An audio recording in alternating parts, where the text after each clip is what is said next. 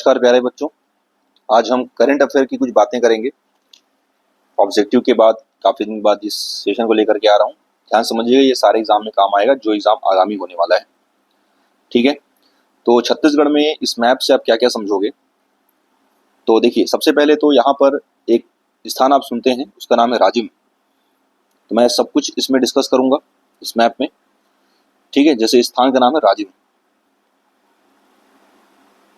ये लिखा हमने राजिम। तो राजिम क्यों फेमस हुआ है?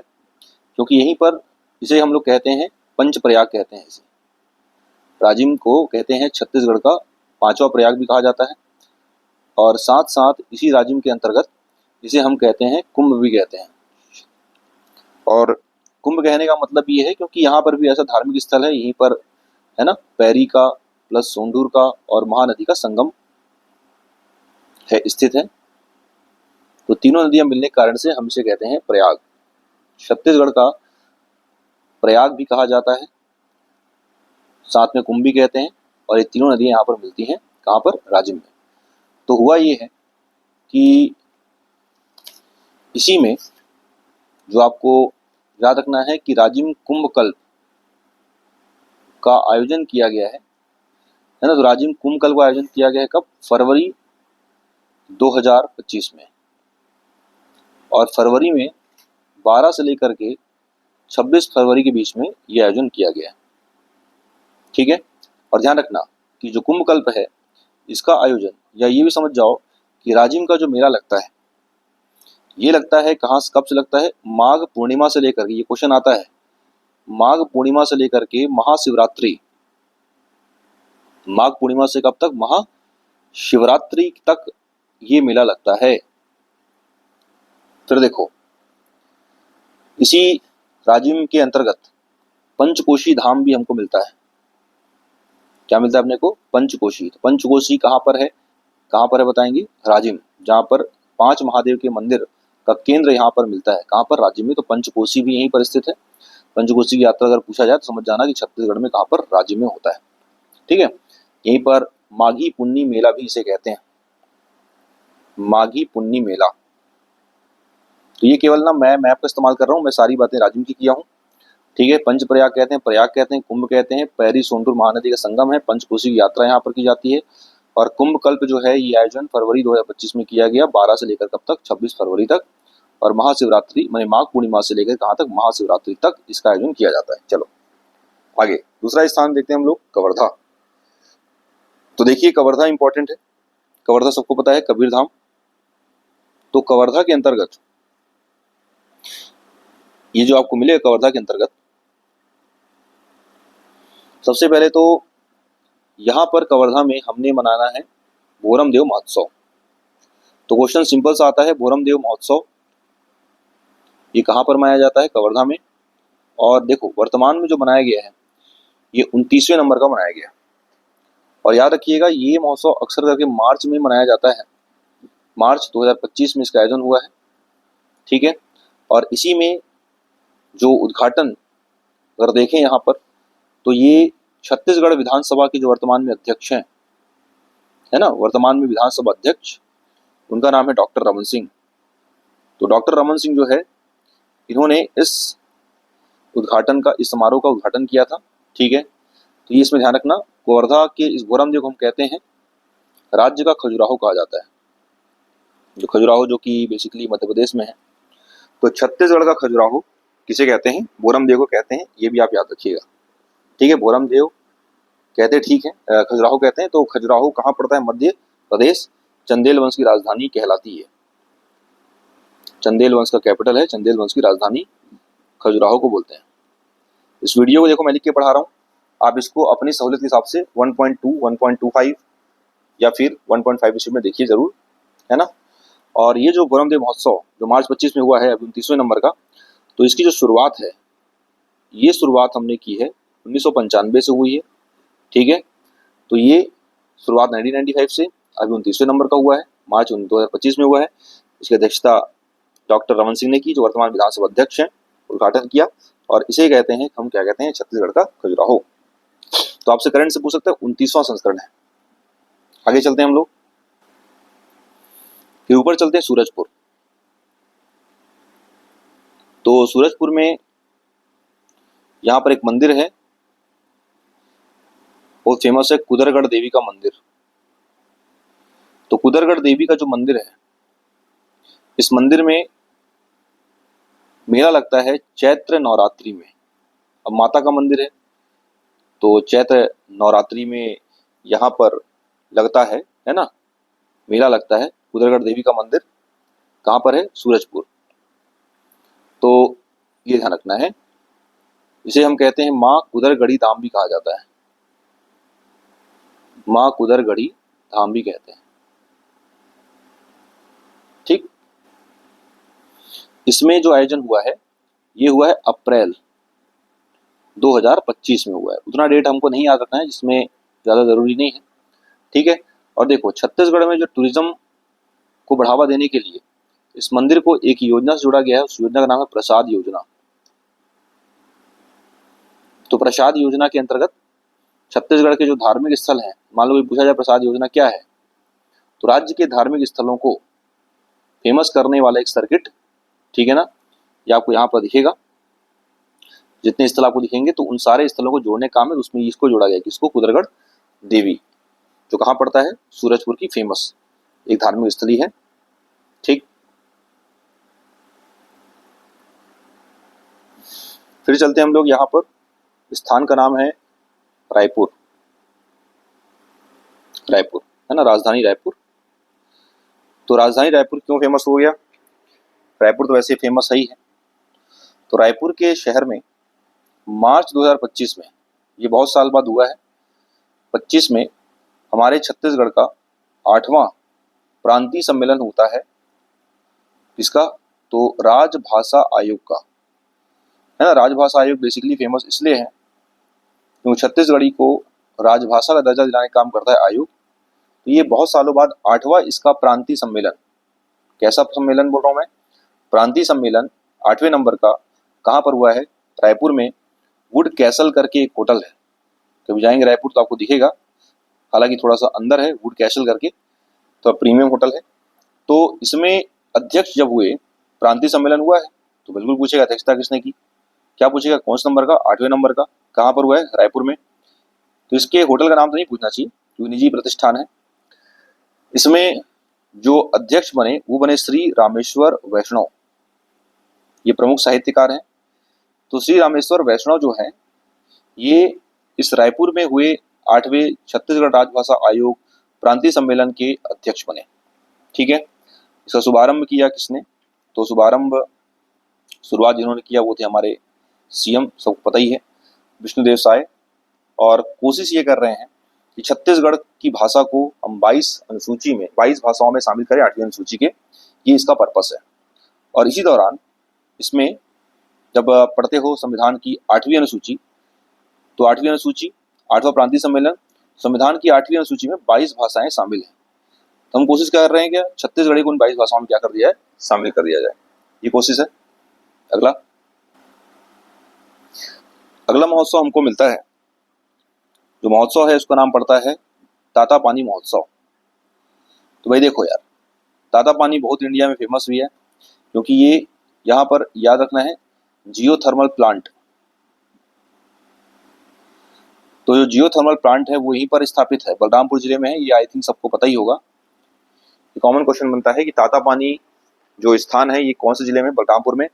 जियोथर्मल प्लांट है जहाँ पे हिंदी में बोलते हैं इसको भूतापी संयंत्र स्थापित है। तो भूतापी संयंत्र जो है, ये संयंत्र के अंतर्गत याद रखना है कि यहाँ पर मकर संक्रांति में, कौन संक्रांति में? मकर संक्रांति में मेला आयोजित होता है। ठीक है। तो मकर संक्रांति का मेला लगता है कहाँ पर? तातापानी में, याद रखना है। और यहीं पर अब तातापानी, तो यहाँ पर एक महादेव है, उसे कहते हैं तपेश्वर महादेव का नाम दे दिया गया है। तो तपेश्वर महादेव का मंदिर भी है, यहाँ बहुत फेमस महोत्सव भी होता है तातापानी महोत्सव। साथ में तपेश्वर महादेव है, गर्म सोत यहाँ पे है। इससे कहते हैं कि जो चर्म रोग, इस तातापानी के जो गर्म सोत है, उससे जो आपको डर्मेटोलॉजिस्ट, हमारे जो चर्म रोग है, स्किन संबंधित डिसीज है, तो चर्म रोग का निवारण यहाँ पर होता है क्योंकि इनकी पानी में, वाटर में है ना, जो गर्म सोत है, वाटर में सल्फर की मात्रा होती है। ठीक, ये तातापानी इसे संक्रांति पर्व भी कहते हैं क्योंकि मकर संक्रांति में आयोजित होती है। ठीक है, तो ये जनवरी है ना, 14 से लेके 16 जनवरी 2025 में इसका आयोजन हुआ है, 14 से लेके 16 जनवरी।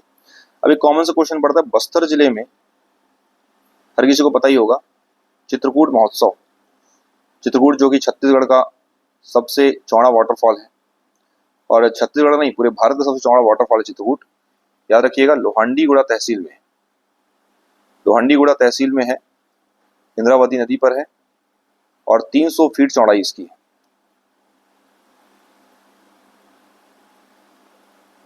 ठीक है, चित्रकूट में महोत्सव मना रहे हैं हम लोग, और ये महोत्सव का आयोजन किया गया है फरवरी 2025 में, फरवरी 2025। ठीक, और देखते हैं महोत्सव कहां पर। देखिए यहीं पर पड़ता है दंतेवाड़ा।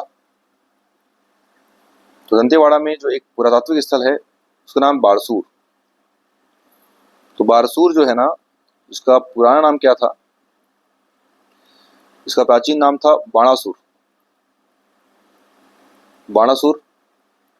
और ऐसा कहते हैं कि बारसूर दंतेवाड़ा में ये जो छिंदक नाग वंशियों की राजधानी रही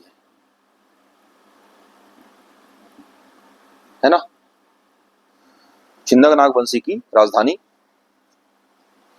हाँ, एक चीज और ध्यान रखना कि कुदरगढ़ में चैत्र नवरात्रि मेला लगता ही है, साथ में राम नवमी का मेला भी आपको यहाँ पर देखने को मिलेगा।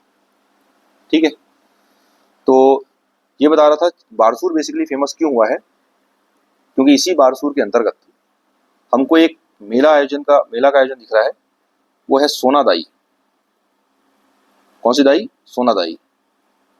सोनादाई माता का जो मड़ई है, मड़ई तो बस्तर का यार बहुत फेमस है, साथ में बहुत सारे मड़ई के, फागुन मड़ई है, और वैसी बस्तर को मड़ई का संसार भी कहते हैं, बहुत जगहों पर मड़ई होती है।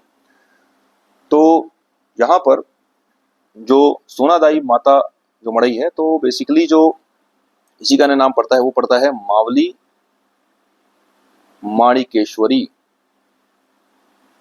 तो जब पढ़ते हो इतिहास तो फिर आपको इनके बारे में चर्चा मिलता है। माणिकेश्वरी देवी के उपासक थे छिंदक नागवंशी, साथ में काकतीय वंशी लोग, है ना, ये उनका हिस्ट्री आप पढ़ेंगे तो इन दोनों का संबंध इनसे रहता है, माणिकेश्वरी देवी के बारे में। तो बेसिकली हम पढ़ रहे हैं पुरातत्व बारसूर, जो कि नदी जो है ना वो इंद्रावती नदी किनारे पर पड़ता है। जैसे यहाँ चित्रकूट भी इंद्रावती नदी पर ही है ना, वैसी बारसूर भी इंद्रावती नदी किनारे पर स्थित है। तो इसमें गोंड समुदाय का बेसिकली विशेष महत्व है इस मंडई में। कौन समुदाय का? गोंड समुदाय का। तो गोंड समुदाय के अंतर्गत ये आयोजन यहाँ पर किया गया। ठीक है, साथ में इसी सोनादाई के अंतर्गत ये मेला जो हम देख रहे हैं, ये छिंदक नाग वंशियों की परंपरा है जिसको हम कंटिन्यू कर रहे हैं, और चैत्र माह के अंतर्गत है ना, चैत्र माह में फरवरी में इसका आयोजन हुआ, फरवरी 2025 में। बस आप मंथ याद रख लीजिए, चैत्र माह के समय पर याद रख लेना है अपने को, बस हो गया, है ना। एक शब्द होता है उसे कहते हैं हम लोग कोया करसाड़। तो कोया करसाड़ की परंपरा, कोया करसाड़ की परंपरा ये गोंडी जनजाति है ना, गोंड जनजाति राज्य की सबसे बड़ी जनजाति है। सबसे बड़ी जनजाति कौन सी है? गोंड जनजाति। तो गोंडी जनजाति का एक पर्व होता है, क्या है? कोया करसाड़। ठीक है, एक तरह से सांस्कृतिक और धार्मिक अनुष्ठान भी आपको दिखाई पड़ता है। ये है।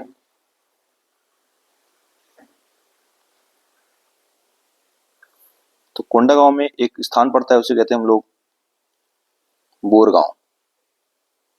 तो बोरगांव कोंडागांव में है, और इसी बोरगांव में खजूर भांगा महोत्सव, और इस महोत्सव के अंतर्गत, अब खजूर है मतलब कहीं ना कहीं खजूर का इस्तेमाल होता होगा यार, तो बस इतना जानना है कि इस महोत्सव में भगवान शिव की आराधना की जाती है, शिव की पूजा की जाती है, शिव की पूजा की जाती है यहाँ पर। ठीक है, तो ये एकमात्र स्थान जहां पर चरक पूजा भी होता है। ठीक है, शिव की पूजा, चरक की पूजा, खजूर भंगा महोत्सव, बोरगांव, कोंडागांव में, ठीक है। और मंथ अगर पूछा जाए तो ऑलमोस्ट सारे के सारे फेस्टिवल देखो बस्तर संभाग में अक्सर करके, क्योंकि ये चैत्र माह के समय थोड़े से खाली रहते हैं, तो चैत्र माह में यहाँ पर आयोजन होता है, ठीक है। सेम ऐसे ही है, बहुत फेमस स्थान पड़ता है डोंगरगढ़, जहाँ पर डोंगेश्वरी देवी का मंदिर है। और इसी डोंगरगढ़ की बात करते हैं, डोंगरगढ़ एक पहाड़ी पर स्थित है, उसका नाम है प्रज्ञागिरी की पहाड़ी। मुंडेश्वरी माता मंदिर तो ही है, साथ में प्रज्ञागिरी की पहाड़ी डोंगरगढ़। इसी प्रज्ञागिरी की पहाड़ी पर 32वां अंतरराष्ट्रीय बौद्ध सम्मेलन का आयोजन किया गया है ना। कौन सा नंबर का? 32वां। ये अक्सर क्वेश्चन आता है कि बेसिकली ये स्थान ना बौद्ध धर्म के लिए बहुत फेमस है। तो बौद्ध धर्म का आयोजन कहाँ पर होता है? प्रज्ञागिरी की पहाड़ी में। ये कहाँ पर है? डोंगरगढ़। आई थिंक पता ही होगा डोंगरगढ़ कहाँ पड़ता है, राजनांदगांव में पड़ता है। जहाँ बौद्धिज्म को लेकर जितनी भी फिलॉसफी उनकी है, चाहे उनकी जो विरासत दी हुई है, उनके दया भाव की, उनकी जो लेसन्स हैं, उनके जो ज्ञान है, उसको लेकर के, तो ये कब हुआ है? देखो भाई, ये हुआ फेब में, फेब 2025 के समय पर ये महोत्सव कराया गया, ठीक। फिर एक महोत्सव है जो कि शिव जी का बहुत पुराना मंदिर है, ये पड़ता है चरोदा में।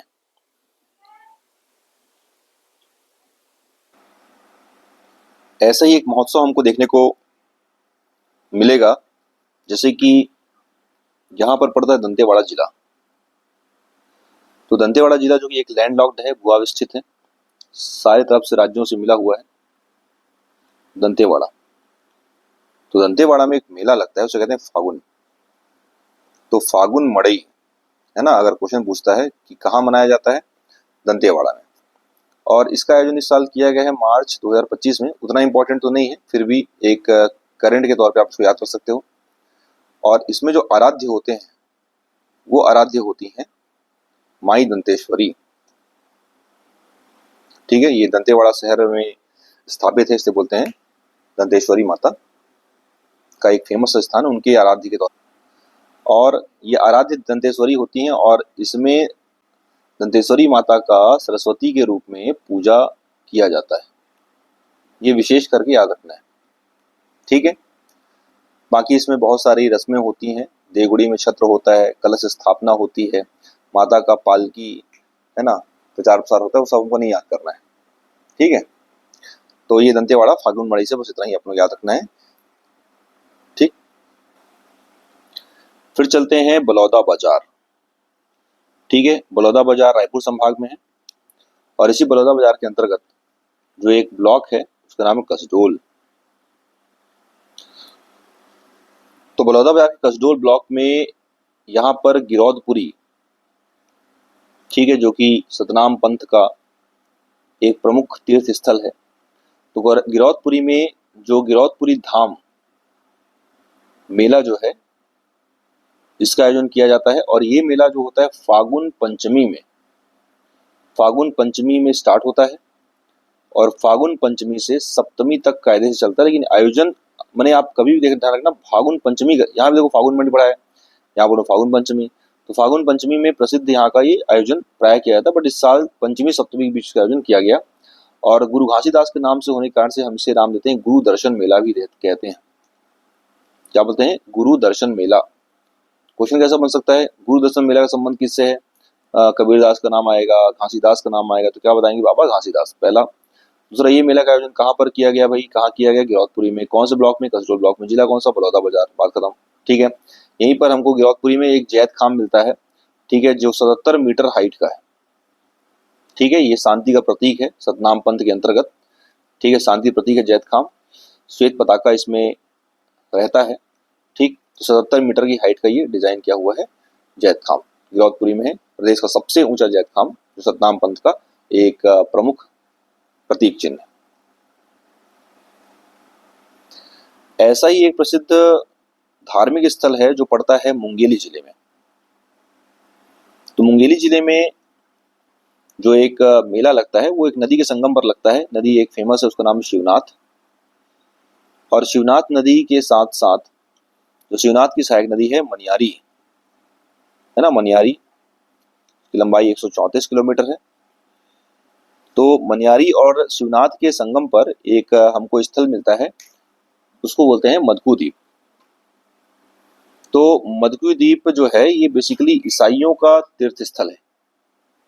किनका? ईसाइयों का।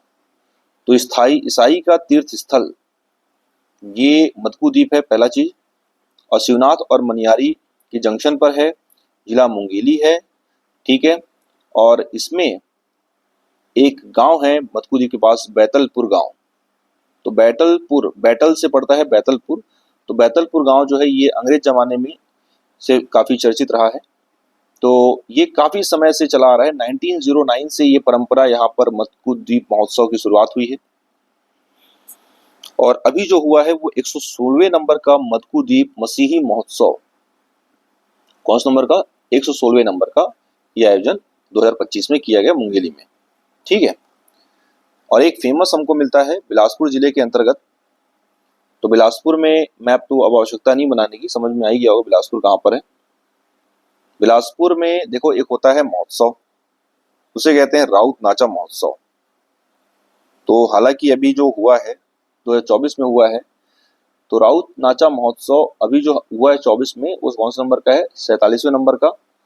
मैंने ये समझ सकते हैं कि 2025 में जो होगा वो कौन सा नंबर होगा? 48वें नंबर का होगा, ठीक है। एक स्कूल है फेमस यहाँ पे, लाल बहादुर शास्त्री, अरबा नदी किनारे पर पड़ता है। तो लाल बहादुर शास्त्री जो है इसी स्कूल के, सरकारी स्कूल है ये, तो इसी में लाल बहादुर शास्त्री स्कूल के प्रांगण में ये महोत्सव का आयोजन किया जाता है, ठीक है। ये 37वां संस्करण है, इम्पोर्टेंट है। और इसमें इसकी जो शुरुआत है ना, ये जो परंपरा शुरुआत हुई है, ये शुरुआत हुआ है 1978 से हुआ है। ये भी इम्पोर्टेंट क्वेश्चन पूछा जाता है कि राउत नाचा महोत्सव का शुरुआत कब से हुआ है? 1978 से हुआ है। बिलासपुर में 47वें नंबर का आयोजित हो चुका है। और इसी महोत्सव में पहला स्थान परसदा करके स्थान का आता है, बट 24 में ये स्थान एक बसिया दल है ना, कौन सा दल है? बसिया दल, जिसे कन्हैया यादव टीम भी के नाम जानते हैं, इसके हेड रहे हैं, लीड रहे हैं। तो बसिया दल ने इसको पहला रैंक, इसमें इस महोत्सव में पहला क्या कहते हैं स्थान हासिल किया है। और राउत नाचा बेसिकली यादव जनजाति के द्वारा, यादव समूह के द्वारा, यादव जाति समुदाय के द्वारा आयोजित किया जाता है, ठीक है। इसमें पार्टिसिपेशन उनका होता है। एक ऐसा ही रायगढ़ महोत्सव, रायगढ़ में राजा चक्रधर के नाम से फेमस स्थान है। तो देखो रायगढ़, तो रायगढ़ में देखो जो चक्रधर महोत्सव बहुत फेमस है। पहले तो ये, अब राजा चक्रधर जो है बहुत संगीत प्रेमी थे, तबला वादन करते थे। तबला वादन का प्रमुख वाद्य यंत्र था। दूसरा कथक नृत्य करते थे, ठीक है। ताल तोय निधि,